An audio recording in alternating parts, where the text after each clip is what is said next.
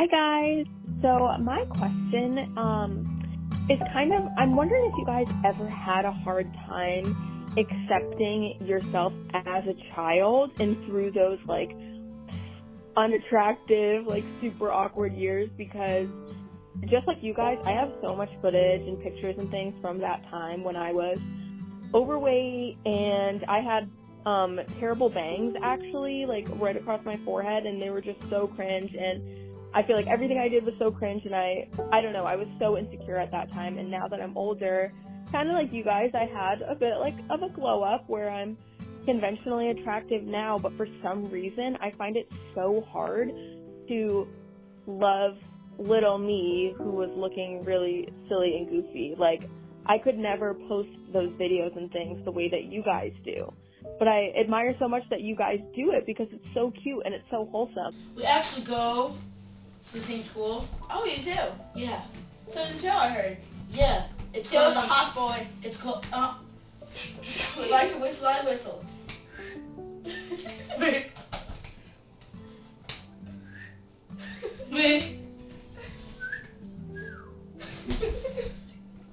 Yeah, I guess I just want to be able to do that for myself. So I'm curious if you guys had any sort of like struggle getting to that point of accepting little you, or any tips you guys have, because I feel like that's like my last frontier in my self-love journey, is accepting who I used to be. So thank you guys so much. Love you. Did you struggle? Did I struggle? Well, am I struggling? In the sense that... Is that present tense? In the sense of like owning my childhood and what I was. The thing is, I think that looking back on some videos and pictures, not when I was a child, but when I was in middle school, were harder for me to look at, because like you can see yourself losing your, not your childhood, but like your innocence in a way that like, oh, it was okay. Like I was fat and I was thinking about it, but it wasn't like affecting me until I got to the years of 7th and 8th grade, right, where then it started to becoming, I gotta look good. The girls are looking cute. Like we're all putting in effort, and I still feel like a flop, loser, failure. Yeah. So when I look at those pictures, they made me sad. But at this point, what do we had nothing to lose. I feel like that's kind of it. It's like, I don't know, if we were sharing videos of us being terrible, I would say, yeah, I have a problem sharing these. But when it's just like the biggest flaw that we're exhibiting is like looking weird, yeah, I'm not gonna be embarrassed of me being earnest. It's also like the world is ending. You had bangs as a kid. It's okay. Yeah. Like, it's, no one's gonna hate you for it. Yeah. You know what I mean? And if you were to post, this is the thing, if you were to post your childhood photos and someone now had something to say about your fugly ass bangs, I would be in disbelief. Yeah, it is that. It's like, you're gonna bully me from 15 years ago as a child. Like, go to hell. Don't like the pic. Like, skip the pic. Yeah. But I never see somebody's childhood photos and like be like, are you kidding? Why are you posting that? That's so cringe that you looked like that. Right. That's what I'm saying. Like, no. Me and you doing pliés at 4 years old, there's nothing cringe about it. If anything, people are like, that's so sweet. Yeah. So own it, celebrate it, do it, post it. Good children.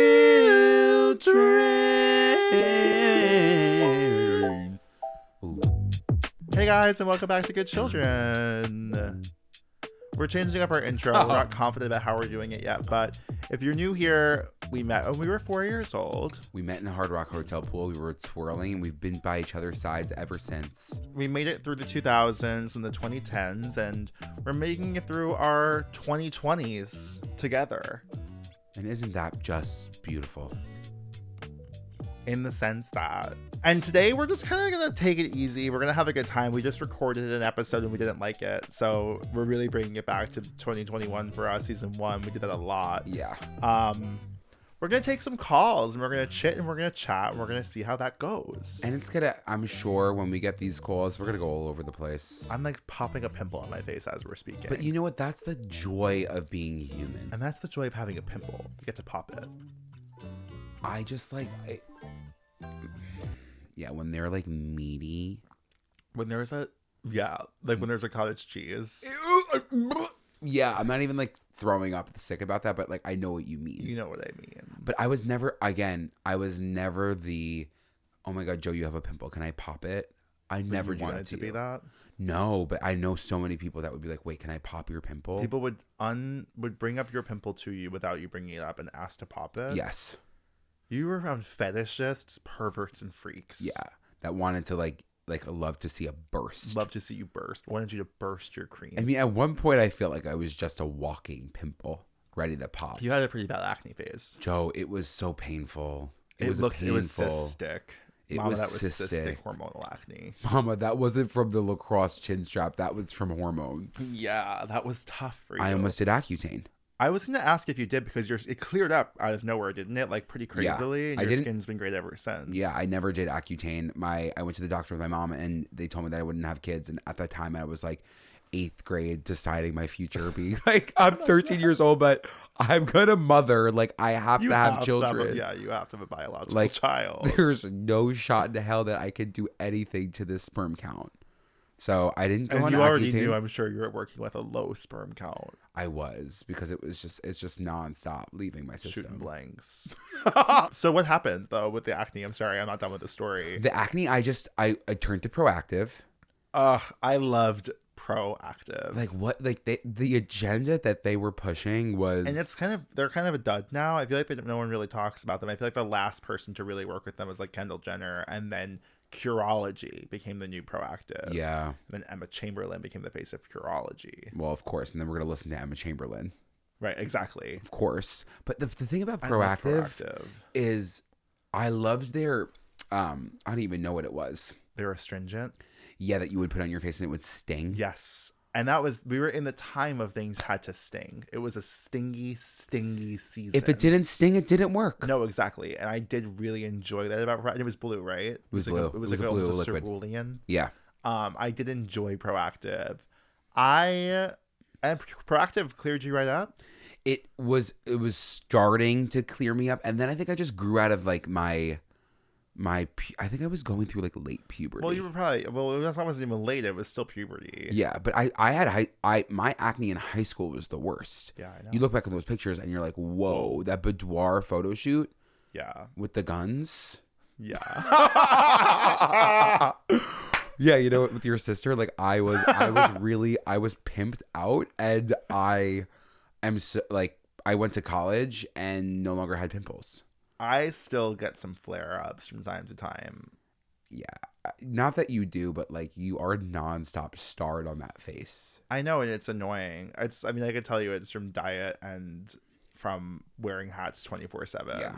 The weeks that I have like the weeks that my snacks consist of like chocolate chips, you're going to see the next week I'm going to have one little star on my face. Yes. Yeah. But for the weeks that I'm not having sugar, it's just sugar for me that brings out the acne now. Shuggy shugs. But it's like I miss the joy. I could do it right now. I really could. But they never stayed on my face. That was my biggest fear. What do you mean? Everyone was like, "Don't pop your pimple. It's gonna scar." Well, listen, Andrew. I also didn't believe that, but I have multiple like craters in my face that have only developed in the past like 5 years. Really? Yeah, like I have but I kind of think they're hot. I saw this one recently on my cheek, and I was like, "Whoa! I didn't know that even existed." And no one's talking shit about the moon. You know what I mean? So why would they talk shit about your face? I'll bring my boys in, their skin in craters like the moon. The moon we love like a brother, while it glows through the room. Wow. That's why she said it. That's why I said craters. Yeah, I get it. Lorde has always been like an acne queen. Like she has never once like retouched. She has never like apologized for her acne in any capacity. Yeah. Even recently, she posted those teaser pics for her new album. Well, that's none of that is true. She posted pictures of herself listening to music in her bathtub, and her skin just looks like every person I've ever known's skin. Like, I have so many reasons to love. We love that is our Lord and Savior. Well, yes. But yeah, skin.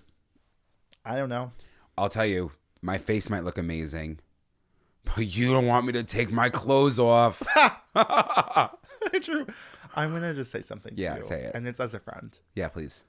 It's okay to keep some things to yourself. I know. But if it's just like Lord, like, will post pictures about her face and like it could just like look normal. Like, I want to get to a point where I feel like I can post pictures of my back. You can though. Well, your back looks fine. I have a video of it recently, and it looks great. Yeah, lately it's definitely been good because I've been more cognizant of not staying in my sweat. It's like working out and then like coaching and like doing things. You're constantly in it, and it's not good. And when we were wearing those sweatbands and Andrew, I got a skin disease from that sweet sweat belt. Joe, that's crazy. I'll never forget. Do you remember what my body looked like during the sweet sweat belt era? The sweet sweat. Okay, first of all, it's embarrassing that we're even in, but that's something that I'm to be embarrassed about, not your straight bangs. That in 2020 and beyond. Sometimes I still wear it. We were rocking those sweet sweat belts daily. Again, I would run 5 miles wearing a waist trainer. Yeah. And then put it right back on the following morning without washing. Should we have been washing them daily? Andrew, yes. Are you crazy? Yes. They are meant to, they are not, you are dripping, and keeping it tight to your skin. And that's why we were breaking out, because I do remember when your back was crazy. And I remember I literally developed a fungal infection, and my doctor tried to say it was syphilis. And I was like, I have not had sexual contact with someone.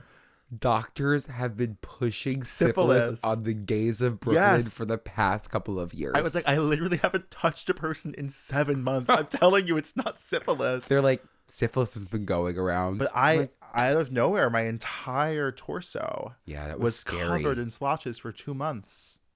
And just because we wanted to run and not have a jiggle jaggle. Well, that's not why I wanted it. I wanted it because I believed it would make my stomach tiny and train my waist, and it did kind of. There was multiple reasons that I wore it. It did feel nice. It was nice to not feel, especially because we were jumping a lot. Yeah. And when I jump, I've been thinking about tossing one back on lately, but it's like I don't even want one. I just want something that holds me in place. Yeah, but there is a layer of shame when you know that everyone knows you're wearing it. Yeah. When everyone knows you're wearing it. But then I'm like, who gives a fuck? I know. Oh no. Next question, please. Okay. Hi, Joe and Andrew. So I took your advice and I started watching The Real Housewives of Salt Lake City. Okay. I'm on season 2, and I have been wondering the entire time, who is your favorite girl? Who is your favorite housewife? When I heard that you took our advice, it could mean anything. I was sick. My stomach dropped. Why? Because I was like, sometimes I feel like we give advice and I'm like, are you really going to take it? Like what? I actually couldn't even tell you, but because we're constantly giving advice. Constantly pushing advice. Who would you say your favorite wife is? It's tough because like, it's hard to stand anyone on those shows for so many reasons. I kind of love Meredith Marks. I felt very drawn to her from episode 1, and I'm sorry. Even though like there's of course complications, I enjoy her presence on the show. But the thing about Meredith Marks that kills me is that she has so much dirt on everyone, but will not say the dirt. That's why I love her. I don't want to say. I don't want to say what she said, but I know what she said, genius. And it's crazy. It's her law degree being put to perfect use. Yeah, some of us get degrees for a reason, and she got that degree for Real Housewives. I can't even think. Who's your favorite girl? I would say my favorite throughout was probably Heather, not because of like personality, but because of like who she is as a person. There is a compelling plot line with Heather, and she's always kind of like in between. You know, and she's never like causing major shit. You think? I mean, I think certainly there was some major shit she caused with production in season 4. Well, yes. And everything that had to do with Monica Garcia. Yeah, towards the end, I will say that like she definitely was causing a problem, especially when it came to the reunion. Yeah. You can see in Andy's face too, like people were not happy with her, but I get it. Like, I think I get why she did it. Yeah, it's unfortunately we can see the cycle of abuse in that situation. So I'm like, okay, I understand her. Lisa Barlow is a runner-up. I mean, she's just good TV because she just cracks me up. Every time that Lisa Barlow is not supposed to be not included and finds a way to be like, well, what about me? Yeah. It kills. Excuse me, I am also Mormon. It kills me. It is so. When she went over to like, I forgot what it was. She went over to like Whitney's home or something was going on that was so traumatic to one of them, and she went over and made it all about her. Was just. Oh, wasn't it when Whitney's friend died? Yes. When Whitney's friend died, and she was like, well, I don't process grief like you. And it was like the whole fight. Hi, Joe and Andrew. Okay, I have to say I've recently joined the Patreon, and best decision of my life. I'm obsessed. Thank you for making this pod. Anyways, my question for you today is, what is your guys' relationship to gender?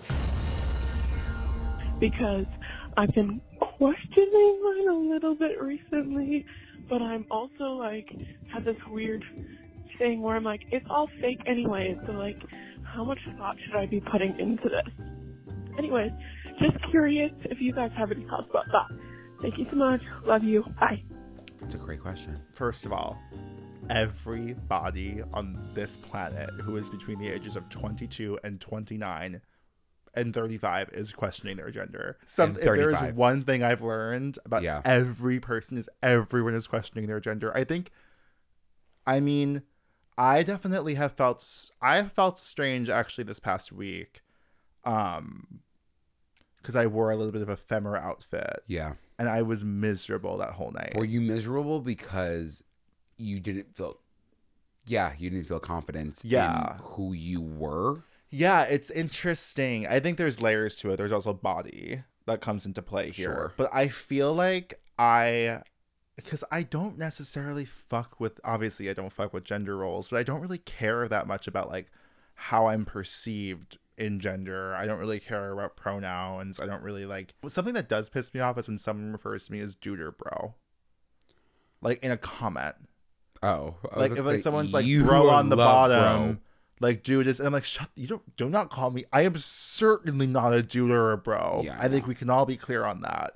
But I think that I don't get euphoria from dressing feminine.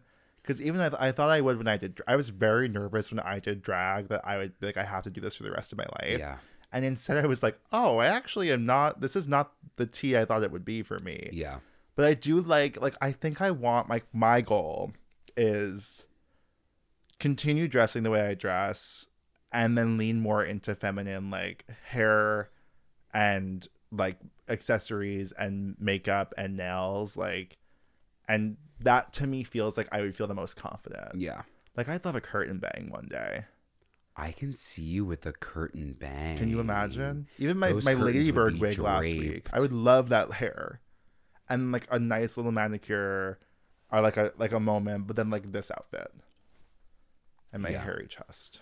And your hairy chest. Yeah, that's something that I don't think I can give up.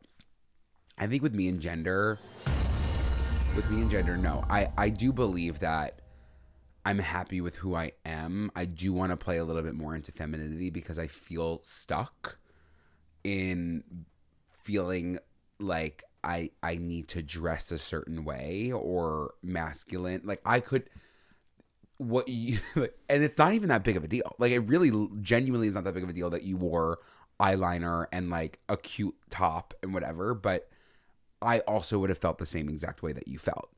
But I do think that I would have liked to do that, but I would have felt stuck, like sick. That's just, I shouldn't be doing this. Right. So I need to break that down first. But somebody like, I hate to keep pushing Queer Eye, and I watch it a lot. I know. But lately, like I've been trying to look at who out of those people I can see myself as, or what they're wearing or things like that. And when it comes to Tan and what he wears, he does a really good job of balancing both the masculine and the feminine, that I'm like, you could wear a skirt or you could wear a crop vest that's meant for women for you, and I've never really done that. You haven't really taken a leap with fashion. I haven't taken a leap with fashion, but I want to. And you should. And I should. I just can't bring myself to do it. Well, I'll make sure that fucking changes in the next 3 to 4 days. Don't worry. Ross, hi. Can you help me pick out an outfit? Thank Literally, you. shop Ross's closet. I think people are very afraid to explore something that you believe is permanent or life altering, but it's like, you can try something out and then change your mind. You could but you're not going to find out if you actually like the thing if you don't ever do it. Yeah. So I think it's like, if it's something that's on your mind, it's worth looking into. And you could say, actually, maybe this isn't for me, or maybe you're gonna say, oh no, this is for me. Nothing is that serious, especially again, to your point, it's made up, so just like play with it. It's all made up. Play with it. Okay, you're gonna play with it. I want to play with it. I still have thought about those boots that I still have. You have to get the Cyro boots. Yeah, I want those boots, baby. Put me in those boots, baby. I'm gonna get a little manicure in the next couple of weeks. Stop. This is gonna be you, but that's what's so beautiful about this podcast too. It's like you can see us evolve in real time, week by week. You never know what we're gonna be wearing, but I do think that like as we progress, as the months and years go on, we're gonna fem it up. You are gonna be in disbelief. 2 months from now, you're gonna look at 2 JVNs sitting in this chair, and that's for better or for worse. And I would hope to say it's for the better. It's time for a doll check-in. Good morning again, my loves. It is Gerald, I know fan of the show, star patron, definitely not first-time caller. Calling in again because I am in this situation where, okay, so hooked up with this guy, lovely, fun experience. Never plan on engaging again. Deleted all the apps because it's just who I am and how I am. And the big issue here is that before I left, or no, like when I first arrived, before things kicked off, he was like, "Oh, I've seen you around the gym." And like, that was like my safe space. And I have not gone back since. It has been since Valentine's Day. Because I'm just like mortified. And so I guess my question is, do I grow up and get over it and just chance encountering him again because it's, you know, I go there to swim and that's like my thing? Or do I just cancel my gym membership and find another gym? Anyway, no, it's actually both of us. It's so crazy. Love you, Pookie and Bookie. I hope y'all are having a great day. Bye. Girl, you're not going back back to the gym. Stop. I have to question. This is. Oh no, I'm not gonna dox where Gerald lives, but he does live in a kind of queer part of the world. Yes. But I feel like living in Brooklyn, it's like you're gonna see the people you fuck every day of your life, especially at a gym. That's kind of where you're gonna. That's kind of the I can't escape point. them. And it's like, it actually is really freeing once you realize like it's not that big of a deal when you see them outside of a sexual situation. No, it's not at all. And if you were to cancel your gym membership because of this one man who was a blip on your radar, Gerald, absolutely not. If you like to swim, don't let him take your joy away. Lovely and fun experience about the hookup. So what's the problem? Yeah, what I would want to ask you is why don't you want to see him again? Why did you delete the apps? Was it to avoid him, and then now you won't go to the gym to see him? Is it because you're afraid of catching the feelings for him? Because I can see myself doing this very same thing. Yeah. But I would stop myself in my tracks and say, why? And I think it's just a matter of, enjoy the experience of running into someone you had sex with. And it's kind of fun. If he was to pop in that pool next to you, different story. Episode of Heartstopper. That's a Heartstopper episode, exactly. But if he's minding his own business at the gym and he's like, "Hey, how's it going?" You're like, "Good, nice to see you." If I had to avoid every single person you had sex with in Brooklyn, I would have to move. You'd have to move. I would have to move to a different state. Yeah. So you're good. I would have to never go back to a Phoebe Bridgers concert in my life. Correct. Hello, Joe and Andrew. I love the pod so much. Okay, so my question is whether you two believe in being friends with an ex after you break up. It's partially self-serving because I am trying to decide that right now. I'm post-breakup. We've been a couple months, no contact. Not really sure if it's serving me anymore. It did when we first broke up. I'm just curious about what your two experiences have been. Anyway, love the pod. Be well. What are your thoughts? I've been a really shitty ex.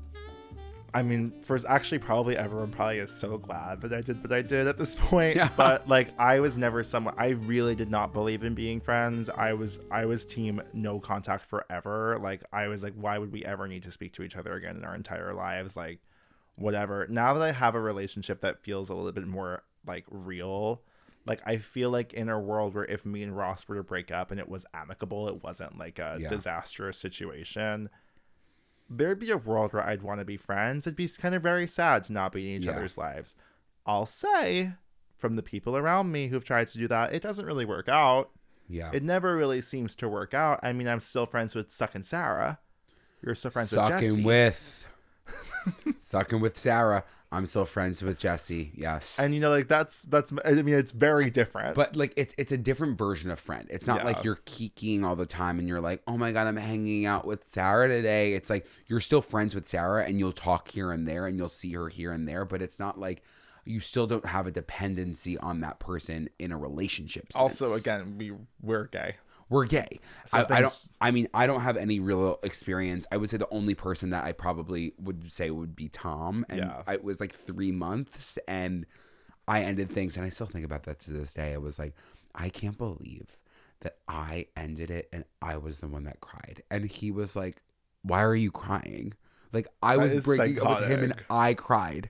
I did that when I broke up with 2 different boyfriends, though. Sick, because we're dealing with the people pleaser. Yeah. I didn't want him to hate me, and I was like, I genuinely, because at that point I was like, I do like hanging out with you, and I want to be your friend. It is crazy, Andrew. In retrospect, dating, you were going on dates for 3 months. Yeah. Nothing official. And you say like, I don't really want to keep seeing you, and you're crying. And you know what, Joe? Like, and I'm willing to say it on the pod.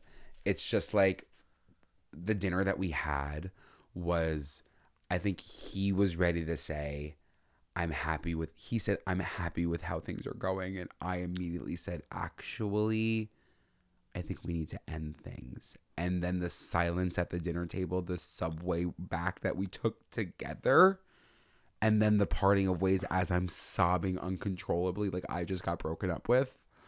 It's just not normal. But I would say, to your point, if you feel like you can be friends with that person and keep it a casual friendship here and there, chatting, seeing each other, and not still, because when people do this though, they're doing it to keep the relationship. Checking the stories, checking who they're with. They in a relationship, right? What happened? I guess your biggest question is to be very honest with yourself and say, what happens if this friend of mine announces to me that they're in a relationship? How am I going to react? And if you're going to react negatively or jealously, you shouldn't be their friend. Yeah. I think it's time soon for us to bring Suckin' With on. Who is a celebrity that you, like, so delusionally think that you could pull? Like, you don't need to have a reason, but, like, mine is Paul Mescal. Just something in me, like, I just know I could. So, who are your celebrities you think you could pull? Thanks. Love you guys. Bye. I didn't even let the voicemail finish before I answer the question. I think I genuinely believe that I could date and marry Jacob Elordi. You think so? Yeah. I can kind of see that for you. Yeah. Yeah. Why? I don't know. There's no answer. And this is the point. It's a delusional belief. I don't think we're on the same playing field aesthetically. Yeah. I just think it just would make sense. He's Australian. I have something in common with him. Yeah, I get that. You know, I've been to Australia. I've dated an Australian. Yeah. Ross would be thrilled. He would be like, oh my God, it's family. I think mine would be Shawn Mendes. I know it's like, I know it's crazy and it's weird, but like, I think that for multiple years I've thought like, you know what? He's not publicly out, but I do think he just has never met me yet. And I think that we could be together. I just haven't met you yet. Oh, that'd be sweet. I know, it would be. I think that would be a really sweet relationship. Hey guys, my name is Kane, and I'm a musketeer, first of all. Hi, Kane. I feel like I'm just like you, Joe. And so someone said this to me recently, so I thought I'd ask you, Joe, do you think you relate to Greg Heffley in Diary of a Wimpy Kid? I felt like I did and just wanted to hear what you had to say. Love you guys. Thank you for what you do. I mean, bye. Yeah, Kane, I would say undoubtedly so. I think that Greg Heffley was, I have to wonder if it was like an influence or we were living, like Greg Heffley and I were parallelly slaying at the same time as each other and just intersected at the right time. But of course I was reading Diary of a Wimpy Kid and I was like, well, I'm Greg, Andrew's clearly Rowley coming over, and we're like making our little videos. And then in the movie they do that lip sync music video, just I don't remember what song, Kesha. Yes. They're doing TikTok. And like literally I'm like, yeah, that's actually watching a movie about our lives. I feel like Greg Heffley, like Diary of a Wimpy Kid was kind of like Curb Your Enthusiasm for like pretentious middle school boys. Like it was peak highbrow goofy comedy, and I would like to reread it. Were you reading? You were obsessed. Was I reading? Well, you were reading books in general. I was reading Diary of a Wimpy Kid. I kind of remember that. I read the whole franchise. I feel like I was going to Costco the day they dropped. Yeah, I went to the movies. Yeah. I saw the movies with you. You didn't read those books? They were like picture books. No, I didn't read the book. I think I remember reading one of them. They were probably like immature for us at that age, but I was just like, I'm eating this shit up. Yeah. I loved a book that felt like tactical, like it felt like it was like a piece of the actual story. Like it was like one of those books, like it was like you were holding Greg's diary. Yes. And I liked that. There was a girl version of that, Amelia's Notebook. Diary of a Wimpy Kid was like inspired by another book that already existed that was like a girl's journal. Yeah. And I remember loving it. And then when there was a boy version, I was like, for me, thank you so much. Greg Heffley. Greg Heffley. You kind of have like a similar like build to Greg Heffley.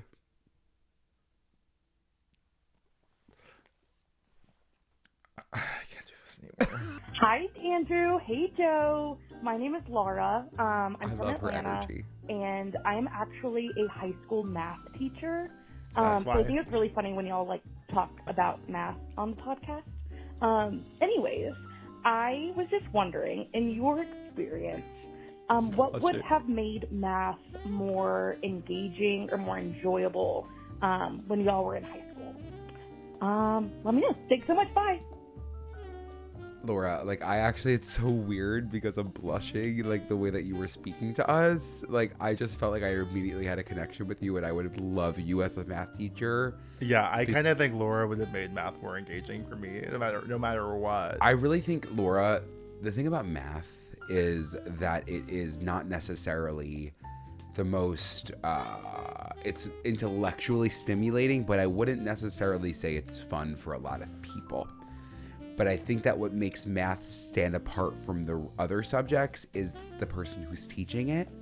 And I think that if you're bringing the energy and the fun and like different little activities, like, yeah, how fun could, talking about an isosceles triangle be? Like, it's not.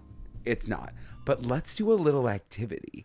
I feel like, Laura, I feel like it gets to a point where like we all can agree you guys are making that shit up. Like when you're finding the limit of something, that's not like, that's just made up. So if there was a way to find a tangible way to explain things like that. You know what I would like to see in the education system, Laura, and I don't know if you can necessarily be the change that we would like to see in this world, for Atlanta. But the way that she's speaking makes me feel like she could run for office as well. Laura, I would like to see math be put into a tangible context of like why we're using it. To your point, why are you using that though? It'll be like, okay, you guys, you need to know how to do this because of this. It's going to be on the test. Show it to me. Show why when I am 25 years old, 30 years old, how is what I'm learning in this classroom going to affect that was what I'm always doing? what pissed me off. I was like, I will never need to know these things. Because they'd be like, this never goes away. And like, it went away. Like, algebra is the limit. Algebra is the last time math is applicable, and we all know that. What? Get rid. And I'm gonna swear by this. Get rid of geometry. I'm sorry. It's kind of fun. Learn like a few things. Learn a few things. I like shapes. What did they call that? I don't know. You're figure to remember. You remember it was like A, B, C. Like you would have the triangle, and it was like the theorem. Pythagorean? No, my God. Oh, it's going to annoy me. And I know, Laura, you know what I'm talking about. The proofs. Yeah, fuck that shit. What was I proving? What was I proving? And to whom? To whom was I proving it to? Why did I have to constantly be proving myself? I felt like I had to prove myself to nobody. And that was the problem. I do agree. If you can just tell us why we're going to need these things. But it was really frustrating. Honestly, and this is, again, Laura, I don't know if you have any pull here, but if we could just end the education of math at algebra, except like, do you know what I mean? Like, I know what you mean. Because then let's drill algebra in for 4 years straight. Like, let's get to the point where, like, I don't have to even think twice when I need to know, like, 20% of... Because the only time most of us bozos are using math is calculating a tip. So it's like, that should be a whole year. It should be tips. Percentages and tips. Like, yeah. Do you know what I mean? And then from there, you can really expand that. I wish you would have mentioned what year of math you were teaching, because it could really help us out. And I get, because we don't want to be shitting on the math that you teach, because especially if you're like obsessed with geometry or trigonometry. But again, I like shapes. You like shapes, and I get that you like shapes. But the thing about shapes is, like, I did think for a second I'd be an architect. And I feel like that's when you really need geometry, right? Right. And that's how Laura could convince the kids to love geometry. Mm-hmm. She goes, you know how much money architects make? This could be you. You could be a set designer with geometry.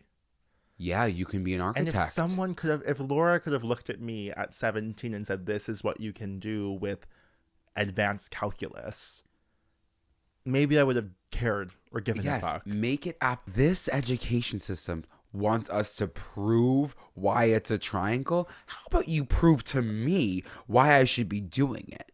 How about that? Because didn't you love math? We can throw shapes together, but it doesn't mean you're in my circle. Hi, boys. I'm literally obsessed with you, but my one request is to either write this down and read it out loud or change my voice. Me and my friend both have the same problem with two separate friends where they're dating people that aren't bad people. They're finding nothing wrong with them. That they're just so fucking annoying. And they just like, I don't know, like the thing is, we know they treat their partners well, and like we know they're good people, and they're like, you know, they're just so annoying. And flops, like how do you tell your friend, like, listen, you're dating a flop? Thank you. Love you.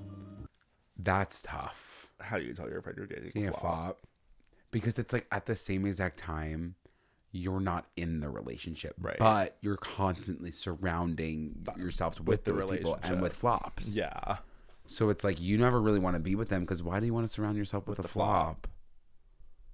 Let's flip that flop. Everyone I know seems to be in a pretty decent relationship. Well, no, actually, it's kind of really tough, because what are you going to do? You can't, because God forbid they want to marry that person. Like, you can't kind of talk your shit about a friend's partner ever. And I think maybe genuinely that's the fuck of it all. That's the truth. You really can't say, hey girl, I don't like who you're dating, because you have no idea what's going on there. And also, like, it's kind of not your business. Because you don't have the emotional connection with that person, or the romantic or any connection with that person who is in that relationship. So you do not know. You don't know, and you can't speak to it. And I think that the problem that we all have in our lives is we're all Hannah Horvath, and we all want to involve ourselves in our friend's business. But it's like, what are you gonna do? Like, okay, but let's make this a situation. I start dating somebody. They suck. They suck, Joe. They literally suck. They're flop city. Unless they are abusing you. Yeah. I'm not gonna say anything. You're right. Do you know what I mean? You're right. Like, they could be a BFD. Yeah. A big fat dud. And I am not going to inform you of that. When you first start dating them, if you're telling me stories and like the stories give me pause. Yeah. I would say, well, how did that make you feel? Do you want to discuss that further? Like a therapist. But I wouldn't. I care. But obviously if I'm in a relationship, I care about the person I'm in a relationship with, but I also care about that my friends want to be surrounded by me and the person I'm with. Right. So like that is a priority for me. But I feel like in my past experience, when it comes to my friends dating people, it's like if I haven't loved the person, I've definitely always come around to them. Yeah. Like because I imagine in most of those situations, like if you and your friend vibe and your friend gets it, but your friend's dating someone who every time you've been with them, you don't understand it, it's probably like it's like a social anxiety thing Yeah. for that person. And like, the more you give that person a chance to show off themselves and get comfortable around you, the more you'll be like, oh, that's why you're dating them. And I feel like that's been the lesson I've learned a few times. Where I'm like, oh, now I actually understand what you're like, and I get why this relationship exists. And if your friend's happy, you should be happy for them. Yeah. It sucks. Even if they're fucking annoying. It sucks. It sucks. It sucks. But what are you gonna do? They're not your mans. You're not your woman. They're not your person. Like you gotta just own it. Hey, Joe and Andrew. It's James B from Brooklyn again. Sorry I keep calling. I have a lot going on. Anyway, so this year, and honestly, all like my whole past, I've been a slut with streaming services. I have them all because I need to have them all because I'm a control freak. But I also like give them to anyone who asks. Like I'll give anyone my sign-in, and now I have like 7 profiles on each account, and I'm sure that's making my rate go up, and I don't know about it because I don't care to know about it. And for 2024, I just want to like release that from my life, you know? Like I want to take control back. I want to take control of my life in streaming services. So how do I approach this conversation with friends and family that like I'm done. I don't even want people to pay rent. I just want to. It's mine. No. I love the I idea. don't know. How do I approach this? Pay Like, rent. I'll have a select number of people, but it can't be too many. It's getting ridiculous. Anyway, let me know how to put my Netflix dick in my pants. First of all, James B from Brooklyn, welcome to the podcast. Welcome to Whenever the you pod. want to call in, call in. Welcome to the stage. James B from Brooklyn. I think I'm such an avoidant person. It's know. such an easy lie. Hey, I'm actually deleting my Netflix account. Yeah. And then just change your password. Or you can just be direct. Or you can What are just- you gonna say? Just like, hey, you guys, like, or they're changing their policies. Like, you can still lie, but if there's 7 people on your account and you want to take it back for yourself, it's not that hard. I mean, it is hard because if it was like you in the situation having to tell me, you would kill yourself in front of me. I'd be if like, I said that to really, you." Joe? What don't I do for Yes, you? I can't do anything right. You don't want to be my friend like that. You don't want to be my friend. You're like, I literally never said that. No, but because I can understand how it almost is like they're not taking advantage of the fact that you have a streaming service, but girl, it's like $14.99. It's You know not what I mean? cheap. It's not cheap. Like you're paying for you're actually fathering and mothering those friends that like, why are you putting down your card for them? Yeah, and I think that the rent thing could make it make sense, but I understand what you're going to say. Pay me $1.99 a month doesn't really. It feels stupid. And in you're a some streaming ways. slut, like so are we. But I think that there's a good when you live with somebody or if you have friends, it's like a good balance. Like you have Rachel's HBO or like or whatever. Yeah, I feel like I have my Max. Yeah, we have your parents' Netflix in the main room. And then for some reason, my parents' Netflix stopped working in that room. Yep. We have your Amazon Prime. My Peacock. No, it's my Peacock. Oh, in your room. My Peacock in my bedroom. Why? Why do we have 2 Peacocks? I don't know. I got my own Peacock. And we have Garrett's Peacock in the living room. We have 3 Peacocks. Peacock. There's cocks all over the apartment. Yeah, well, yeah, of course. Yeah, it is. First of all, and let's talk about it for a second.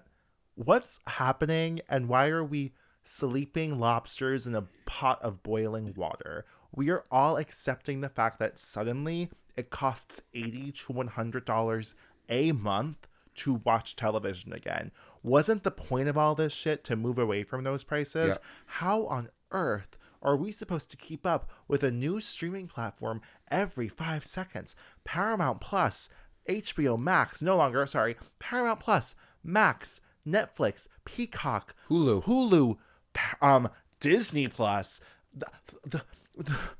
Don't get me started on Fubu and Fubu Philo. and YouTube TV. And, I almost and got Apple hit. TV and Amazon Prime. What's happening? There was one streaming service that almost charged me $250 for 3 months. For 3 months of their services. Oh, so we can watch the damn Grammys. Whatever that was on. Girl, figure it out. Like, I don't... Get some fucking investors. Like, yeah. Like, I mean, why are we why the is investors? the onus falling on us to pay for all of this? It just feels like maybe we made a mistake. We made a huge mistake. Well, I saw a post or something, or maybe a TikTok about this, because they were also saying how, like, that's, like, the original version of this was like, oh, you're cutting the cable so that you can, like, pay, like, you're in charge of how much you pay for what channels you want. Yeah. And then we're back to basically paying for cable. And it's the same thing that happened with, like, Uber, is that, like, Uber was, like, this cheaper alternative to taxis, and now Uber is so much more than taxis, and Uber drivers have no benefits that taxi drivers have. Like, it's just become a worse version. And the same thing kind of with writers for these streaming networks. They've lost so many of the rights that they had when they were on actual cable because there's new rules. So it's like, why are we like, you guys, we can't accept this shit. Like, there are so many insane things happening. We can no longer accept paying for 15 different streaming services. Help John B. Help John B. From Brooklyn. And John B., if you ever see us in Brooklyn, please let us know that you're John B. from Brooklyn. I would love to see John B. in Brooklyn in real life, and I'm sure we'll see him at $3 bill. I'm sure. It's James. It's James B. James B. left us a few voicemails. I'm just going to play them all.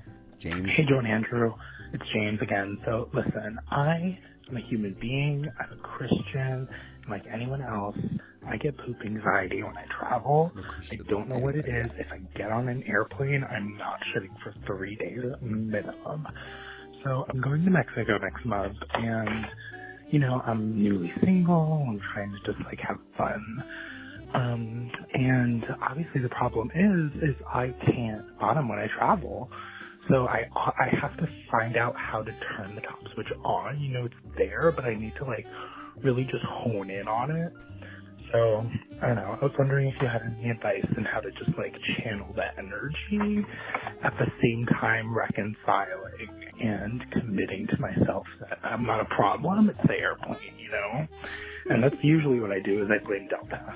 So, if you guys have a wonderful year. I'm sorry, I'm standing standing James B. from James B. is hilarious. James, the thing is, though, about the plane. The plane first, yeah. Let's talk about the plane shits. Do you know why? What? Do you know why? Why? Why, like, constipation is frequent with traveling? Why? Because you're dehydrated. Because planes dehydrate you, as you know, and you speak to this very well. And also, like, your routine is thrown off. You're not eating at the same times. You're not drinking enough water, and you have, like, the best. And James left us this voicemail in December, so the Mexico trip happened. So I do hope he calls back and lets us know how the trip went. I hope he topped. I hope to God he topped. I'd be sick if he didn't top. But yeah, you gotta really focus on water intake when you're on a plane. Like, you gotta be sucking with Sarah the whole entire time. Sucking with Sarah, sucking with a hydration stick. Like, do something that's gonna get those, like, electrolytes and that extra water in that system. Like, do whatever you need. But the thing about me on a plane is, like, I'm good to go. You know what I mean? On a plane, like, I feel very comfortable in a plane bathroom. So I would hope the same for you. Just hydrate. I do feel oddly comfortable in a plane bathroom. It's because of the engine noise. You're so right. It's the massive white noise. It's the engine. Like, could I barely fit in the bathroom? Well, imagine yes. me in that bathroom. No, Joe. How do you even get if you're sitting on the toilet? Where do your knees go? On the sink. I mean, like, this is getting crazy. This is getting crazy. It's getting crazy for sure. Why are the bathrooms getting almost smaller and the extra legroom is getting bigger? Oh, I'm sorry. You think it's the opposite? Not. Well, neither of them. Both. Everything's getting smaller. Everything's small. Well, so are we. We're getting smaller. I'm so tiny. You're literally so small. How do you flip the top switch on? I think for me, it was more of a confidence thing. It was more of, like, feeling what? Continue. I'm sorry. Why are you doubting? I'm just surprised by that answer, because that's not what I thought your answer was going to be. What was it going to be? Medicine. Well, yeah. I mean, it's definitely both. It's definitely both. I still need to feel confident that I could top somebody, because it's still, like, even if you took medicine. He's topped. He knows he could top, so he's not. So you just can't get hard. Well, he's just saying you do have to kind of flip the top switch on sometimes. But yeah, you got to take a little bit of Viagra. Sorry, you got to do that. It does. I think that initiates the confidence. It initiates the confidence. You know that you don't have to, like, worry if you get anxious or anything, and, like, you don't have to do it all the time. But if it's for, like, a one-off trip to Mexico, sure, you take a pill, you get ready to go, and you'll see how your night turns out. But just own that you're the top for the weekend. I'm a top for the weekend, and now I'm like, I only want to be a top. And one day you'll do that. One day. Hi, Z's, Andrew, and Joe. It's James from Brooklyn again. So I started a new job in July. It was my first full-time job, graduated from college, very exciting. And I was working there as an intern before I started working full-time. And as an intern, I was overperforming. I was doing amazing, doing things I wasn't supposed to do. But once I started full-time, it was a whole new list of responsibilities. And I'm not going to lie, I was slacking a little bit the last few months, but it's because I just do not have the time to do all of the things. And my evaluations are coming up this month, and my boss is telling me, like, hey, James, evaluations are coming up. I think you should work on these things. And I know he's going to say something about how I was performing better when I was an intern. So how do I prepare to express? How do you prepare to express to a supervisor or manager that you are doing what the fuck you can do, and unless they like hire you another person or give you more time, some things just aren't going to get done at the end of the day. I don't know. How do I say that? Not get fired. How would you say it? I loved saying that shit. I was just talking about this yesterday. I literally, every job I ever worked, I was actually, even though I was bad with them sometimes, the queen of boundaries. Like, I would always be like, actually, I can't do that. And it's just about saying it. Like, yeah, you either are going to be a people pleaser in your workplace or you're going to be a fucking bitch. But you know who people respect more at the end of the day is the fucking bitch in a workplace. I was writing emails, no exclamation points. No punctuation. I would say, sounds good, period. Send it out. Send it out. I would say, I would go into my evaluations. If they had a complaint, I would be like, well, let's talk about you for a second here. Like, you would turn it on them? Yes. But should they also not get their evaluation? Should they not know how they're performing? To your boss? Yeah. Half of their job is being my boss, and they're doing a bad job at being my boss, so they're doing a bad job at their job, and they should know that. I was never like actually evil and outright mean. But if I was frequently assigned way too many tasks for one person, and I would say, if you don't do something about this, everyone suffers. Yeah. Like, we're going to suffer as a group if you can't reallocate some of these things. Like, I don't think it's selfish or a bad look as an employee to ask for help. Yeah. To say, I can't do this alone, because you're doing it for the good of the group. You're not doing it just for your own sake. Like, the company will perform better if the employees can perform better. So talk your shit. Talk your shit. And I know James B from Brooklyn is not afraid to talk his shit. Yeah, it's reallocating the work. It's just beyond my means right now. Like, I only am one person. I can only do so much. Like, if it is not within my capacity to be able to perform the way that you want me to perform, but we can discuss how I can perform better by these few things and give them suggestions. Always come in with a few suggestions. Yeah, I do agree that you have to come up with a suggestion. Good children to the cafeteria. I'm honestly, Joe, like, very tired. I'm exhausted. And since we're back home, I need to get it. I need to get coffee. Oh, you're acting right now? I was sorry. I was just confused. I was going to act. I was teeing it up. I don't ever really include what we say after the cafeteria. It usually cuts right to it. Okay. I'm always gonna say it. Fuck the Jonas Brothers. Like, I'm still sick of their music. I can't believe they're still making music. If they ever want to pay us to promote them, I love them. And I've seen them in concert like 8 times. That's actually not a joke. I would bring them backstage at one of our live shows. I wouldn't trust Joe Jonas backstage at one of my live shows. I would trust him with a few things. That's horrible.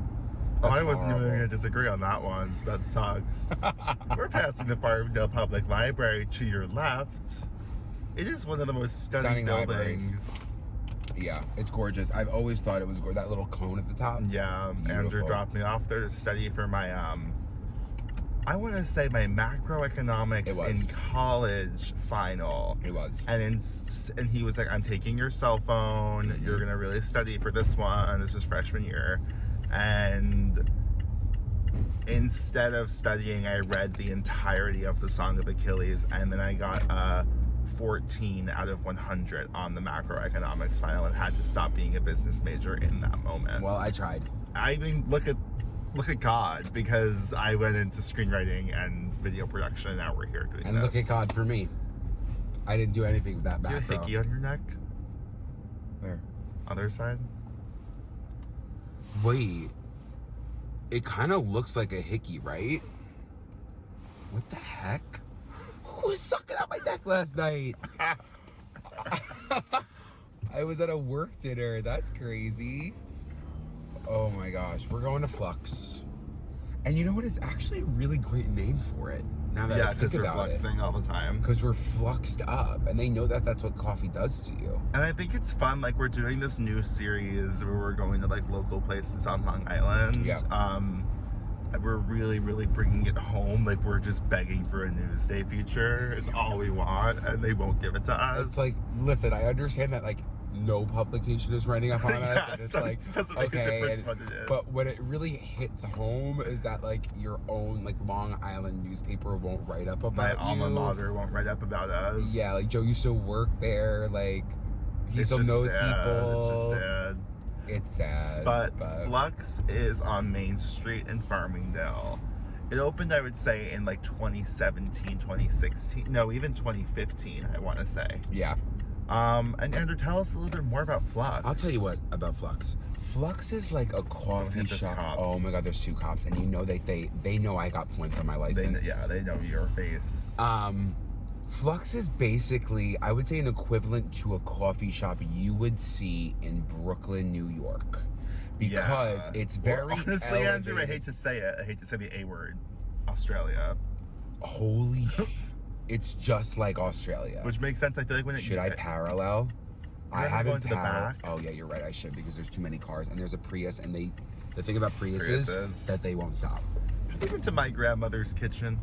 No, but I heard that they have a great breakfast. It's a restaurant? Yeah, it's a restaurant, Joe. Is it new? Yeah, it's new. That place struggles because it's right on the train tracks with getting people in there. It's like being in a car with your dad. But yeah, Flux. The thing about Flux is they have really great flavors, and I think it was the first time they ever introduced me to macadamia nut milk because they're obsessed with them there. But the thing is, I wouldn't say cheap. Well, that's the thing, but it's you got to think about it. Are you paying for quality, or are you paying for cheap? And when you pay for cheap, it's not necessarily going to be amazing. No. Well, the thing about Flux too, they got those big buckets. And I kind of want a big buck today. I think you should just do it for the video. Right? Just right. to have it. And like you can just like put it in your fridge. No, I'll drink the whole thing. Are you kidding? Why wouldn't I drink the whole thing? Oh, I can't wait for this episode. Yeah, so we just got our coffees, our lattes. Something weird happened. I just felt like we were creating a problem everywhere we went. We do everywhere we go. Everywhere we go. It's like, excuse me, sorry, can you just maybe move to the other side of the line? I'm having this, did you feel like I was different in there? Did you think Joe's different? Well, there was a part of it that I felt different. And then there was a part that you were just exactly the same. Yeah. But the part that was different was in the beginning. Yes. When I talked to the barista. Yep. I'm getting chattier. I'm getting like, I'm able to like chit and chat with a stranger more. I think it's because I'm watching Girls. But I said, what comes in that, what was the word that I chose? Bucket. I said something like that. What comes in the massive cup? And the options were any iced beverage. Andrew, what did you order? I ordered an iced sticky bun latte with macadamia nut milk.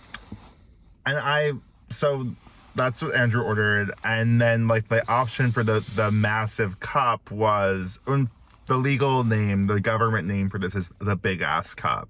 The option for the big ass cup was any iced latte or any iced beverage. So I was like, let me not get an iced latte because that just seems like a lot of milk. Yeah. That I'd be consuming. I get that. Out of anything in the situation. So I was like, let me get like a cold brew. And then I wanted to like add a flavor, but there was no flavor shot list. So I kind of gave up. And then our hero came through and he said, are you sure you want that? Mm. Because I can't add a flavor to that. But if you get a latte, you can get anything. No, I think he actually said, are you okay with that decision? Are you okay with that decision? He knew I wasn't. He could tell that I was so upset with it because it was a bad decision. It was just going to be cold brew. So lo and behold, let's just hold our cups up to the camera here. We both got the iced sticky bun latte. So, and And that's the part that Joe is just exactly the same because he said, "Oh, you know what? I'll actually get what he got." Well, I wondered what you got in the first place. I know. Because what was I gonna get? The dirty chai? Sure. They had some other good flavors. All right. Cheers. Cheers. The thing about Flux is their coffee is amazing. What are you crunching on? Ice. It is very good.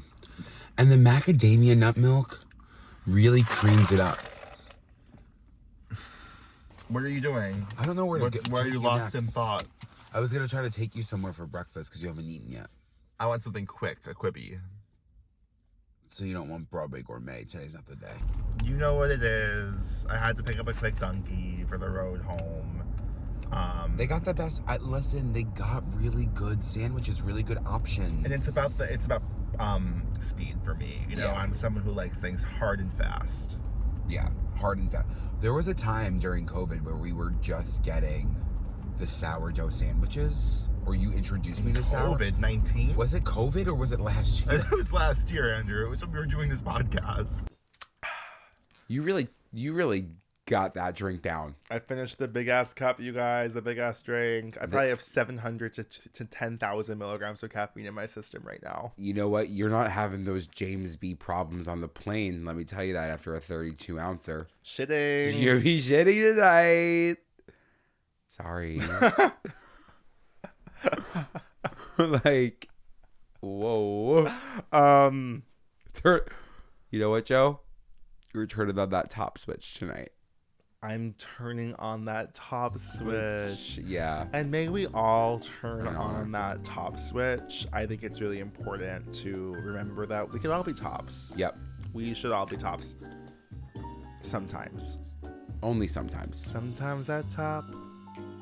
Sometimes at bottom. Thank you guys for tuning in to another episode of Good Children. You know what to do. Don't forget to do your homework. Like, comment, subscribe, rate, review. And let me just say the reviews are coming in nonstop. And thank you for doing your homework from a few weeks ago when you listened to us, because we're close to 16,000 reviews. But it doesn't stop there. Okay? Keep spreading the word. We love you. And you know where to find us across all platforms at Good Children Pod. I'm on Instagram at Joe Hegyes and on TikTok at Be Quiet Joe. I'm on Instagram at Andrew Muscarella, on TikTok at _Muskie. And we'll see you next week with a brand new episode, and we'll see you on Friday for an exclusive episode on Patreon. You can find our Patreon at the link in bio. $7 buckaroos for the entire month. You get 4 extra episodes. Come on. Kind of amazing. It's kind of insane that we do that. Sometimes at top. Sometimes at bottom, sometimes a verse for you. But all I really want is to hold you tight, suck you right, be with you day and night. Maybe I just want a side. Dun dun dun dun. Dun dun dun dun. Maybe I just want a side. Twink in a redhead, watch your fucking backs.